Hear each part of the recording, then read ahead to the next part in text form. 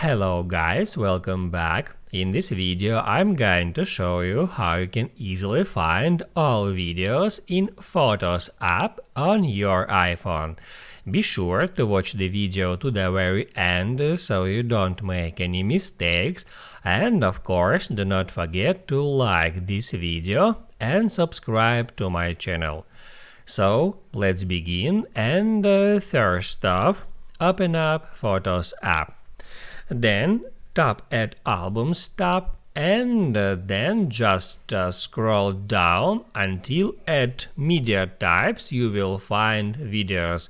As you can see, I got 90 videos. I can tap where it says videos to filter all my media content and to show up just videos without having to search for videos in the gallery. That's how it works.